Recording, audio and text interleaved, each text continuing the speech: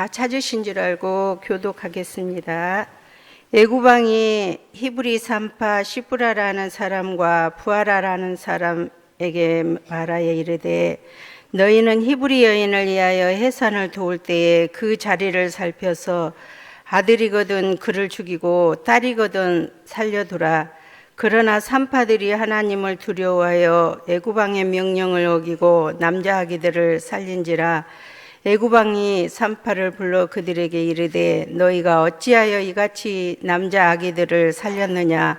산파가 바로에게 말하되 대답하되 히브리 여인은 애굽 여인과 같지 아니하고 건장하여 산파가 그들에게 이르기 전에 해산하였더이다 하매 하나님이 그 산파들에게 은혜를 베푸시니 그 백성은 번성하고 매우 강해지니라. 그 산파들은 하나님을 경외하였으므로 하나님이 그들의 집안을 흥왕하게 하신지라. 아멘. 어제 우리가 이제 요셉을 나누었어. 요셉이 애굽에 먼저 갔고 흉년으로 말미암아 그 야곱의 가족들 70명이 애굽으로 들어가는 것으로 인하여서 이제 애굽에서의 삶이 시작이 됩니다. 그리고 이제 출애굽기로 넘어가게 되는데 출애굽기를 시작하면서 궁금한 것이 하나가 있어요. 무엇인가 하면 이스라엘 백성들, 다시 말하면 이제 야곱의 가족 70명이 애굽으로 들어갈 때는 여러분 어떤 신분으로 들어갔어요? 노예 신분으로 들어갔습니까? 평민의 신분으로 들어갔어요? 어떤 신분으로 들어갔어요? 총리의 가족의 신분으로 들어갔잖아요.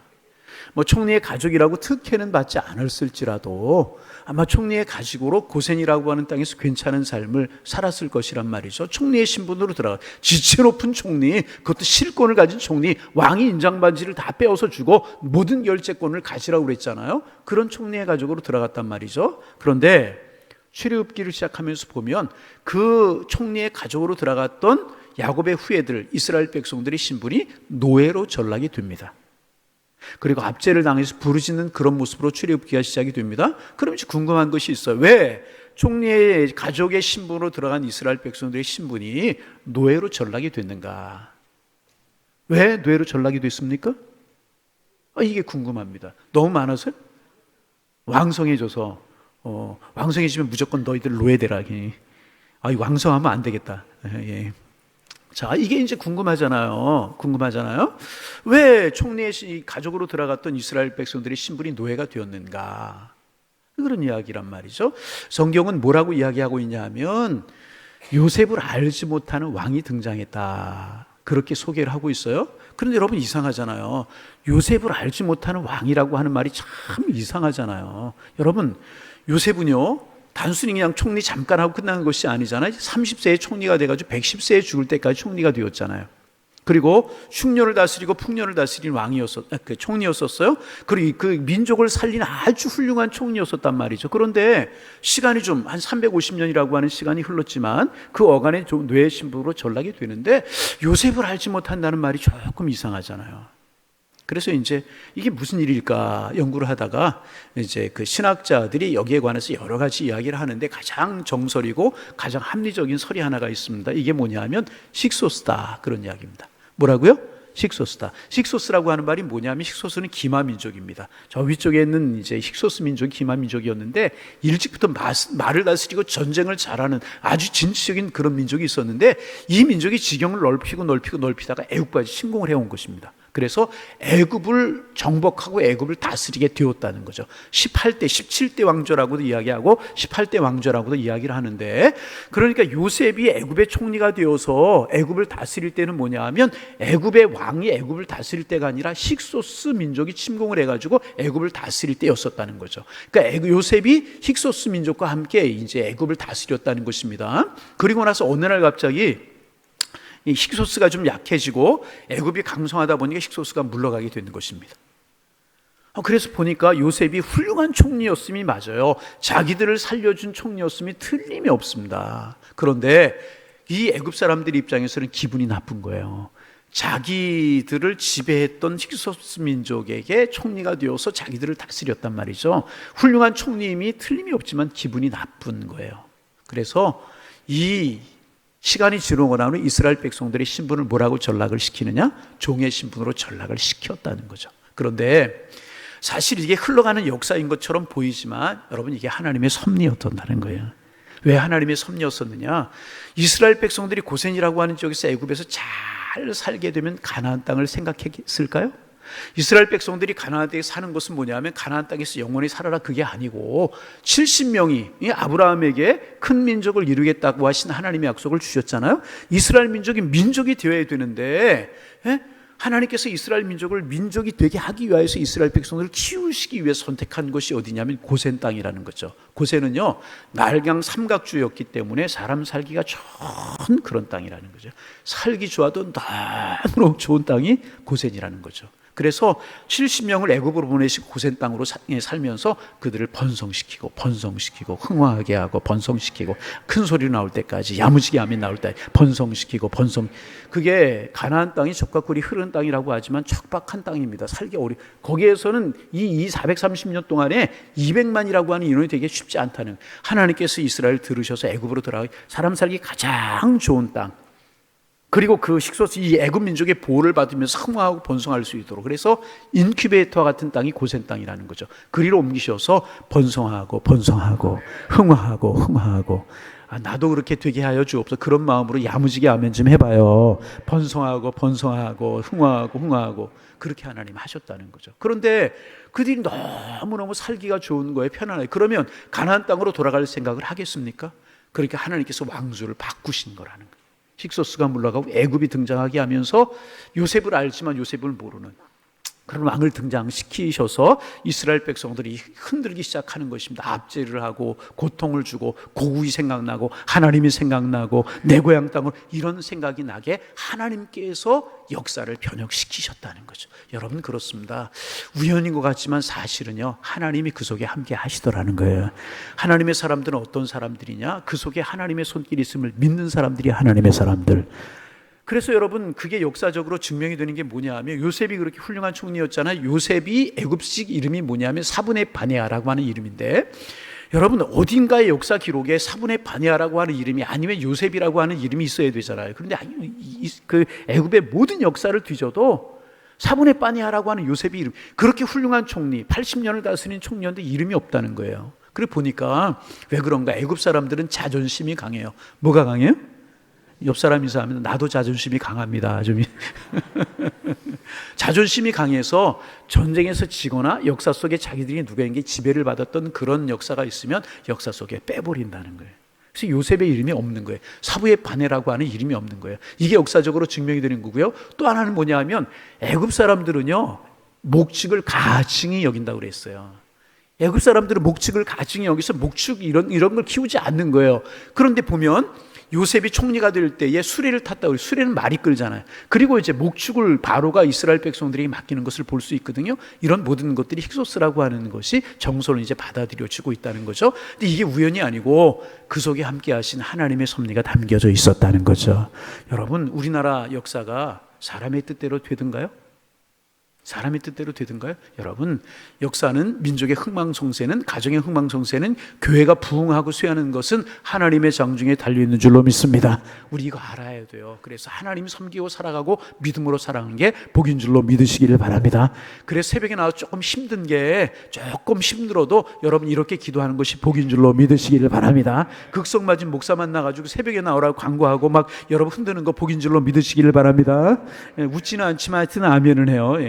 할렐루야 복인 줄로 믿으시길 바랍니다. 저는 세일의 때가 되면 행복해요.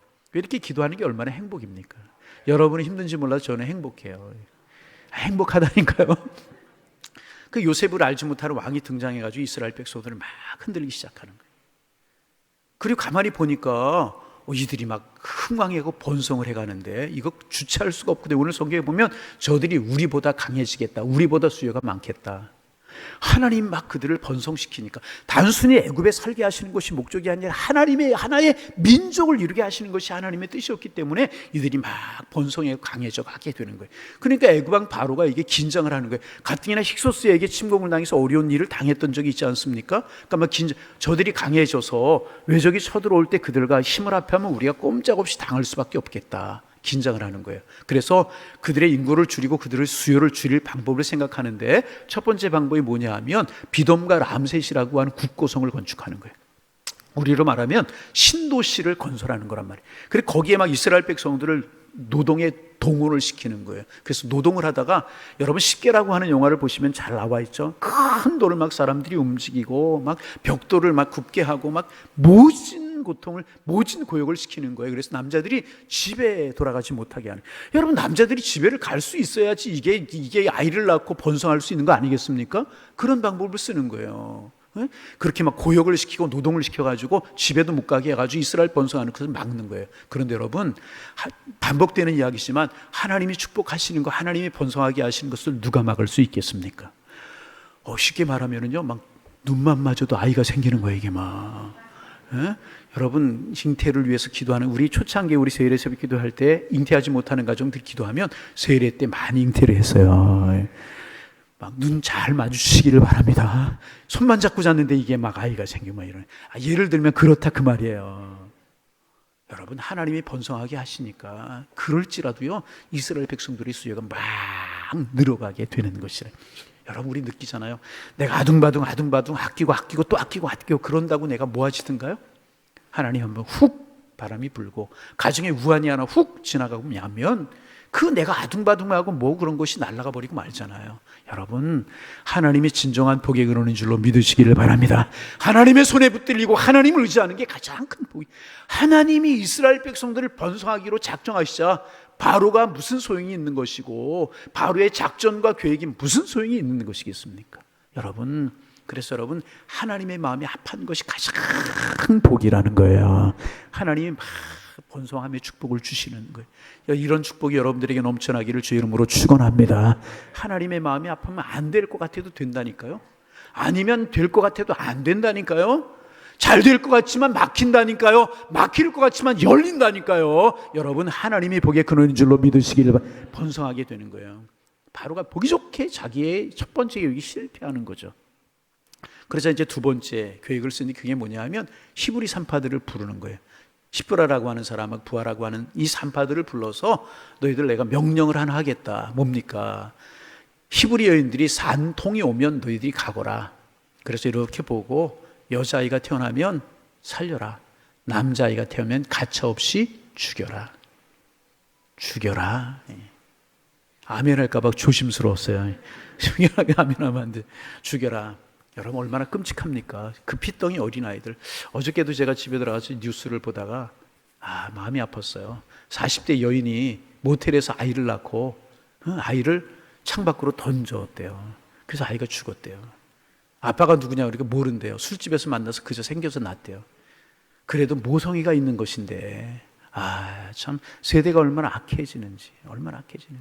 여러분, 이런 것들을 위해서 우리가 기도할 때가 하나님 우리의 마음을 순전케 하여 주옵소서. 하나님의 공의가 나타나고 생명을 소중하게 여기는 그런 풍조가 나타나게. 우리가 그 아이를 던졌다는 거예요. 죽을 줄 몰랐대요. 사람들이 데려가 키울 줄 알았대요. 그럼 남의 집 문 앞에라도 갖다 놓지. 요즘 베이비박스라고 그래가지고 어린애들 갖다 놓는 그런 데도 얼마나 너무너무 마음이 아픈 거예요. 한 생명도 우연히 세상에 보내지는 존재가 없는데 그렇게 그 어머니에 의해서 그렇게 생명이 마감되다니, 이게 이렇게 마음 아픈 일이 어디 있는가. 생명은 소중한 거예요. 생명은 소중한 거예요. 근데 여자애들 살려도 남자애 죽이라는 거예요. 왕의 명령이잖아요. 어떻게 거역할 수 있겠습니까? 그런데 여러분, 산파들이 하나님을 경외하고 하나님을 아는 사람들이었잖아요. 어떻게 피덩이를 죽여요? 이 피덩이를 죽이자니 하나님이 기뻐하시지 않는 일이고 살려주자니 자기들이 죽게 생겨. 왕의 명령을 어기면 옛날에 우리나라 삼적을 멸했잖아요. 자기만이 아니라 자기 자녀들까지 삼적을 멸하는 그런 때였었잖아요. 왕의 지엄한 명령이 떨어졌는데 어떻게 명령을 어기느냐 말이죠. 아마 이들이요, 입이 바싹바싹 말랐을 거예요. 어떻게 해야 되나. 밥맛이 없었을 거예요. 자다가도 벌떡벌떡 일어났을 거예요. 이거 어떻게 해. 벌떡벌떡 자지 깨웠을 거예요. 그런데 산통이 온다라고 하는 소식이 들려가요. 안 갈 수 없이 달려가요. 그때 제일 궁금한 게 뭐였을까요? 이 아이가 여자아이일까? 이 아이가 남자일까? 그런데 보니까 아들이네. 얼굴이 파랗게 질리는 거예요. 또 옆집에 가서 보니까 또 아들이네. 달려가면서 여자이면 좋겠다. 또 아들이네. 이거 도대체 어떡하냐 말이에요. 하나님이 이스라엘 백성들을 흥왕히 하시자 막 아들이 막 태어나는 거예요. 물론 여자도 태어났겠지만 그럴 때마다 새파랗게 질리고 가슴이 두근거리고 그 아이를 같이 숨기고 그러지 않았겠습니까? 여러분 그렇잖아요. 이게 벼랑 끝에 섰잖아요. 이게 발각이 되기만 하면 죽는 상황. 고난 이런 고난이 어디에 있습니까? 여러분 먹지 못해서 고난이 아니고 물질이 없어서 고난이 아니고 뭐 사람이 어렵게 해서 고난이 아니고 이게 자기가 죽을 수밖에 없는 삶적인 멸망을 당할 수 없는 그런 고난이란 말이죠. 여러분 우리가 신앙생활 하다 보면 매일같이 아침에 중간에 한 번씩 꺼지나요?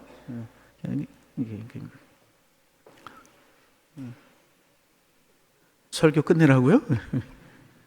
여러분 우리가 신앙생활 하다 보면 이럴 때가 있어요. 이게 육신의 소리를 듣자니 영혼이 가래지고 세상의 소리를 듣자니 하나님이 마음 아파하시고 하나님의 소리를 듣자니 내가 손해가 봐. 내가 물질의 손해를 보고 사람의 손해를 보고 여러 가지 내 체면에 그럴 때가 있다는 거죠. 이런 갈등이 바로 산파들의 갈등이라고 이야기할 수 있는데 우리가 당하는 갈등보다 더 큰 갈등, 이건 생명을 건 갈등이란 말이죠. 생명을, 물질 조금 드리고 멀고 손해보고 안 보고요. 여러분 물질 가지고 절대로 고민하지 마세요. 물질의 근원도 하나님께 있는 줄로 믿습니다. 그렇잖아요. 그 알렉산더가 그래서 그 알렉산더 세계를 통치했다라고 알렉산더가 죽을 때 자기의 관에다 옆에 구멍을 뚫어달라고 그랬다고 그러잖아요. 왜? 그리고 자기 손을 옆에 내달라고 그랬다고 그러잖아요. 왜? 빈손 들고 온 인생이 빈손 들고 가는 거예요. 천하의 알렉산더도 빈손 들고 간다. 보이기 위해. 여러분 물질로 갈등하지 마시기를 바랍니다. 그 물질의 근원도 누구에게 있어요? 하나님께. 할렐루야. 물질 이야기 나오면 벌써 떨리기 시작해요. 예. 사람도 마찬가지, 자녀도 마찬가지. 하나님의 복을 줘야 복이 되는 것이란 말이에요. 얼마나 힘들고 어렵겠습니까? 그런데 산파들이 다 결단하는 거예요. 육신의 소리에 굴복하지 않고 세상의 소리에 굴복하지 않고 왕의 소리에 굴복하지 않고 절벽의 벼랑 끝에 섰지만 아니다, 하나님이 복을 줘야지. 생명은 하나님이 주시는 것이다. 이 민족의 흥망성쇠도 하나님께 달려있다. 다 결단하게 되는 것입니다. 그리고 아이들을 살려줘요. 그러면서도 마음이 조심스럽겠죠. 남자아이가 아니고 여자아이였으면 좋겠을 텐데 가면 또 남자아이야. 새파랗게 질리고 또 숨기고, 이번엔 여자애면 좋겠, 이번에 여자아이 있어서 한숨이 내려가고, 그러면서도 얼마나 조심스러웠겠습니까? 응? 여러분, 그래서 어느 분이 그렇게 이야기해서 신앙생활인 호랑이 등을 타고 달리는 것 같다. 이게 결단할 때가 될 수 있고 이게 그럴 때가 있다. 그렇잖아요, 여러분. 그런데 여러분, 호랑이 등에 한번 텄으면 호랑이 잘 붙드시기를 바랍니다. 자꾸 들려보다 떨어지면 이게 문제라는 거예요. 여러분, 우리 십자가를 우리의 마음속에 소유하고 예수님을 붙들었어요. 꽉 붙드시기를 바랍니다. 순간적으로 놓치지 말고 순간적으로 자꾸 다른 거예요. 산파들이 다 결단했다는 거예요. 그 벼랑 끝에서 죽느냐 사느냐, 그때 하나님을 택하고 하나님의 소리를 택하고 성령의 소리를 택하고 은혜의 소리를 택하고 영적인 소리를 택했다 그 말이야. 믿음이 뭐냐, 신앙이 뭐냐, 이런 벼랑 끝에서, 이런 선택의 기록에서 정말 하나님의 소리를 택하고 믿음을 택하는 것이 믿음이고 신앙인 줄로 믿습니다. 이게 쉬웠겠어요? 쉽지 않았을 거예요. 살려주면서도 얼마나 이들의 마음이 힘들고 어려웠겠습니까? 그런데 왕이 부른다는 소식이 들려와요. 덜컥 가슴이 내려옵자, 이게 죽었구나. 그러지 않았겠어요? 야, 올 것이 왔구나. 왕이 불러요. 소식을 듣고 불러요. 죽었구나. 그러지 않겠습니까? 서슬이 시퍼래져가지고 그냥 왕이 화가 나가지고 그런 모습을 생각하니까 막 가슴이 두근거리고 그냥 그러지 않았겠어요? 그런 모습으로 왕 앞에 가서 납작 엎드려가지고 숨소리도 못 내고 엎드려 있지 않았겠습니까? 드디어 왕이 나타난, 신료백관들을 거느리게 왕이 나타나는. 그리고 물어요. 너희들 왜 아이들을 죽이지 않고 살렸느냐? 근데 여러분, 엉뚱한 소리를 합니다. 히브리 여인들은 애굽 여인 같지 않아서 건강해가지고 우리가 가기도 전에 쑥쑥 나왔습니다. 여러분, 이게 말이 됩니까? 우리가 가기도 전에 쑥쑥 나왔다는 거예요. 그럼 그때 죽이면 되잖아요. 그런데 참 하나님이 바로 왕의 마음을 주관하셔서 죽이면 되잖아요. 죽여야 되잖아. 왕의 명령을 거역했는데 산파들 그 시체에 뭐 신분 별거 아닌 그 산파들 죽일 수도 있잖아요. 그런데 그들을 살려주었다는 거예요. 그리고 오늘 본문에 보면 우리 같이 한번 20절 21절 소리내서 한번 읽어보실까요? 화면을 보고 20절 읽어봅니다. 하나님이 그 산파들에게 은혜를 베푸시니 그 백성은 번성하고 매우 강해지니라. 할렐루야. 자, 그냥 띄워도 보세요. 하나님이 그 산파들에게 뭐를 베푸셨어요? 은혜를 베푸셨어요. 오늘 설교 제목이죠. 따라합니다. 하나님이 산파들에게 은혜를 베푸셨습니다. 이게 이번 세례세례 주제로 하면 뭐예요? 웃게 하신 하나님을 만났다. 마음이 두근거리고 얼굴이 파랗게 질려 있고 숨도 못 쉬고 살아가던 그들에게 하나님이 은혜를 베푸셔서 그들을 살게 하셨다는 거예요. 웃게 하셨다는 거예요. 다시 한번 20절 좀 띄워주세요. 다 같이 읽어. 시작. 하나님이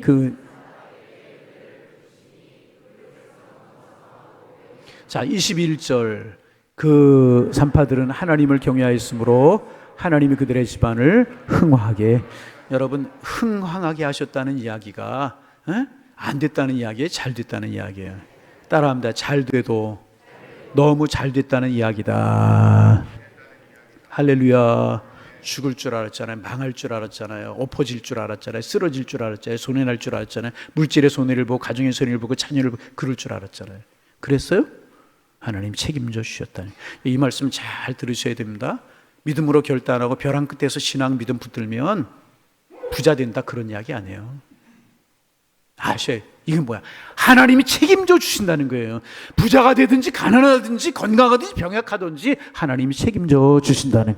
여러분의 자녀들의 인생 여러분이 책임질 수 있어요. 물질로 책임질 수, 무엇으로 책임질 수 있어요. 그러나 하나님이 책임져 주시면 그게 진정 복인 줄로 믿습니다. 산파들의 가정을 흥황하게 하셨다는 거예요.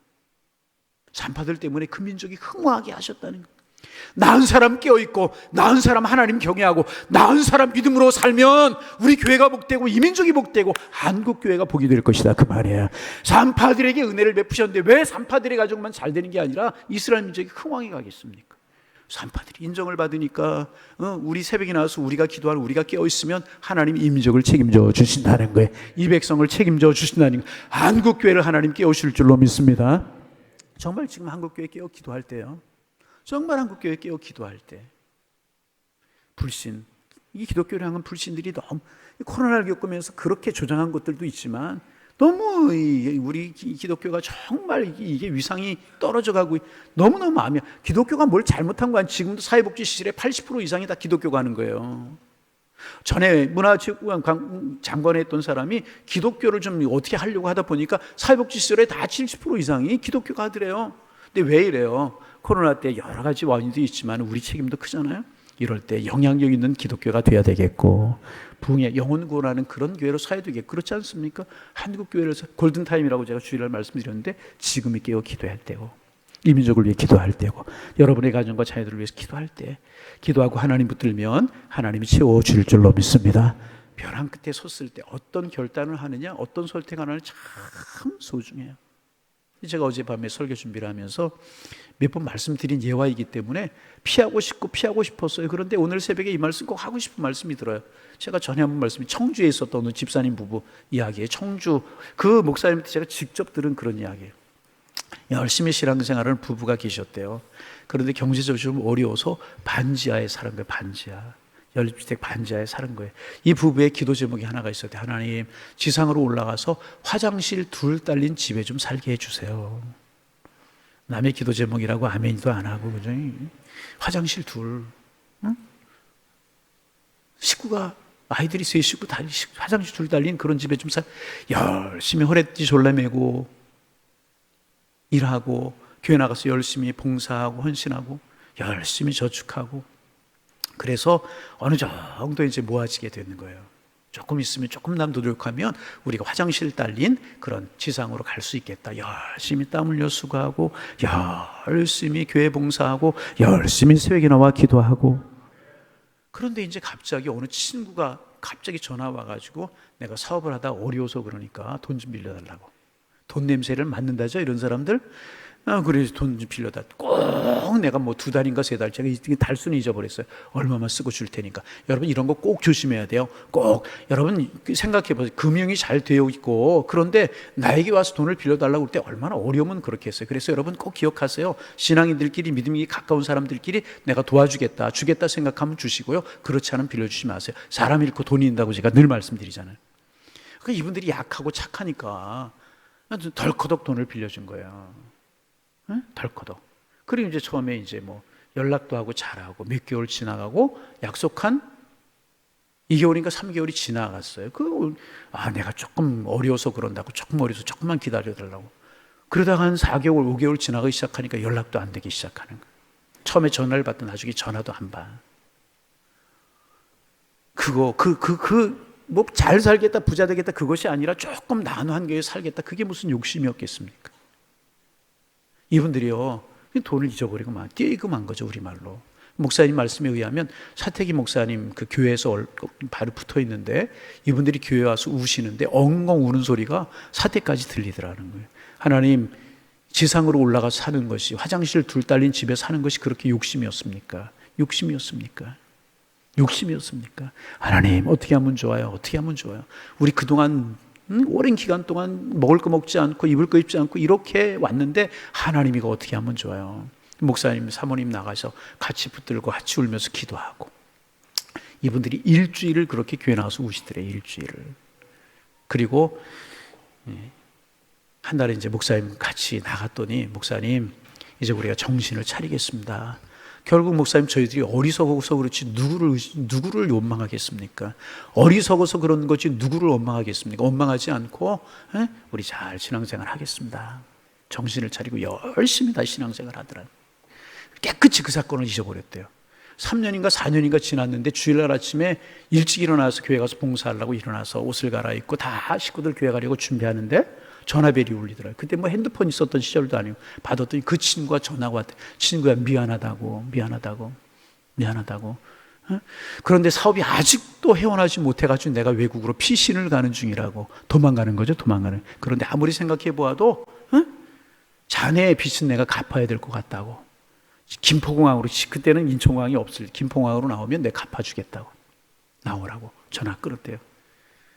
그때 어떻게, 여러분 같으면 어떻게 하겠어요? 주일날 교회 가는 시간에 예배 드려야 되고 봉사해야 되는 거예요. 교회를 가야 되겠어요? 아니면 김포공항으로 달려나? 여러분 같으면 어디로 가겠습니까? 저한테 묻지 마세요. 목사님 같으면 어디로 가겠습니까? 저한테 묻지 마세요. 제가 먼저 물었어요. 여러분 같으면 어디로 가겠어요? 네? 김포교회? 참, 그 당시 김포에 교회 없었대요. 참, 집사님 학교 다닐 때 공부 잘하셨죠. 김포교회는 저한테 묻지 말라고 그랬어요. 저 같아도 아마 공항으로 달려갈 가능성이 80% 이상이 아니었을 거예요. 여러분은 아마 70% 이상이었을 거예요. 가족끼리 모여 앉아서 기도했다는 거예요. 하나님이 어찌해 줬습니까? 그리고 딱 결단, 이미 그 돈은 3년 전에 잊어버린 돈이다. 3년 전에 잊어버린 돈이다. 하나님께 3년 동안 우리를 지켜주지 않겠느냐.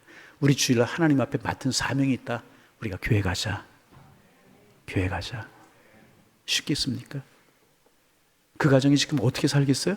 여전히 지하에 살겠어요? 반지하에 살겠어요? 하나님이 그 가정을 축복하셨다는 거지. 잘 살고 있다고. 지상으로 올라와서 화장실 둘 딸린 집에서 아이들도 잘 되고, 그 목사님이 잘 하시는 말씀, 주를 위하여서 결단했더니, 벼랑 끝에서 결단했더니 하나님 책임져 주시더라. 결단하면 하나님 책임져 주실 줄로 믿습니다. 내가 내 인생을 책임질 수 없어요. 내가 내 자녀를 책임질 수 없어요. 내가 내 가정 경제를 책임질 수 없어요. 그러나 하나님이 하시면 하실 수 있는 줄로 믿습니다. 하나님 앞에 맡기고 살아갈 때 하나님이 지키실 줄로 믿습니다.